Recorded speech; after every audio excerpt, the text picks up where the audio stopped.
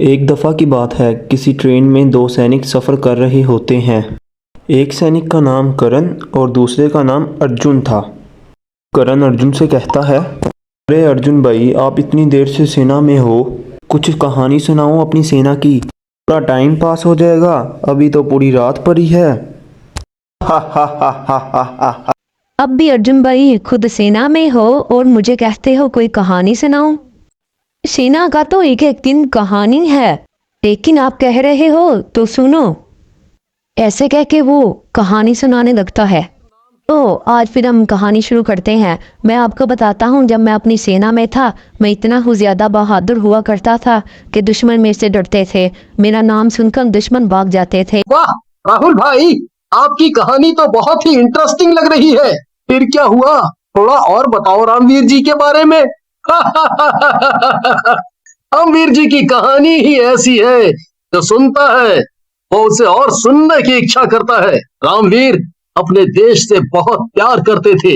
एक रात उन्हें किसी गांव में कुछ आतंकवादियों के छुपे होने की खबर मिलती है, जिसे सुनकर रामवीर अपने दोस्त शैतान सिंह से बोलते हैं, शैतान सिंह, मुझे अभी अभी सूचना मिली है कि पास के गांव में कुछ आतंकवादी छुपे हुए हैं। इससे पहले कि वो किसी नागरिक की जान लें, हमें उन्हें मार देना चाहिए। रामवीर की बात सुनकर शैतान सिंह हंसने लगता है और बोलता है, तुम भी कैसी बातें कर रहे हो रामवीर? अरे हम लोगों के होते किसकी इतनी हिम्मत है जो यहाँ आ जाए? मुझे लगता है किसी ने झूठी खबर दी है तुम्हें। देखो, मुझे नहीं पता ये खबर झूठी है या सच्ची, लेकिन मैं वहां जरूर जाऊंगा। तुम्हें आना है तो आओ मेरे साथ, नहीं तो मैं अकेला ही चला। इससे पहले शैतान सिंह कुछ कहता, रामवीर अपनी गाड़ी चलाता है और गांव की तरफ निकल जाता है।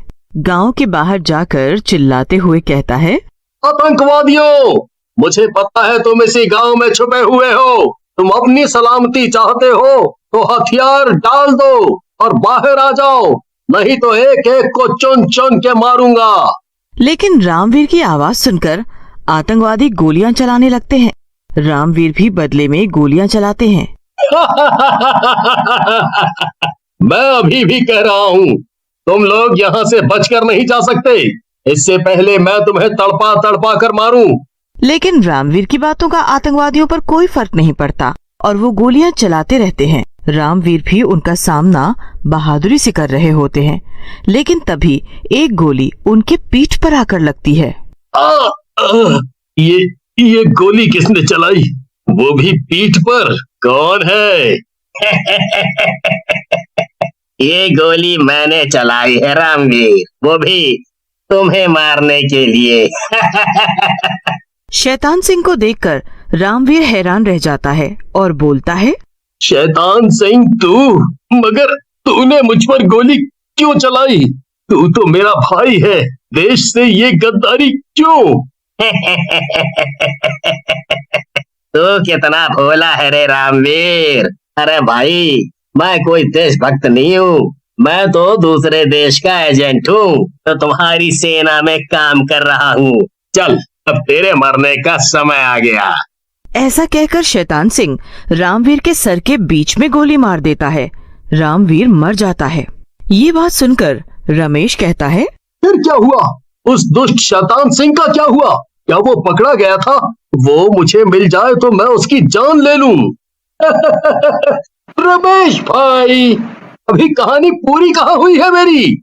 इसके बाद तो रामवीर की कहानी शुरू होती है। दरअसल रामवीर को मारने के बाद शैतान सिंह वहां से चला जाता है। बारिश बड़ी जोरों से हो रही होती है, तभी एक चमत्कार होता है। रामवीर की आत्मा रामवीर के शरीर से निकलती है। अरे, मैं तो जिंदा हो गया। मैं अब अपने देश के दुश्मनों को नहीं छोड़ूंगा। लेकिन तभी उसकी नजर अपने शरीर पर पड़ती है और वो दुखी हो जाता है। लगता है मैं मर गया हूँ और ये मेरी आत्मा है। लेकिन चलो, अच्छा है, कम से कम मैं उस दुष्ट शैतान सिंह से अपनी मौत का बदला ले सकूंगा। ऐसा कहकर रामवीर की आत्मा शैतान सिंह को मारने के लिए निकल जाती है। शैतान सिंह अपने आतंकवादी दोस्तों के साथ होता है। बड़ा आया था देशभक्त बनने, मार डाला हमने उसे। इसके जैसे और जितने भी हैं उन्हें चुन चुन कर मरना है, फिर तो ये देश अपना है, अपना।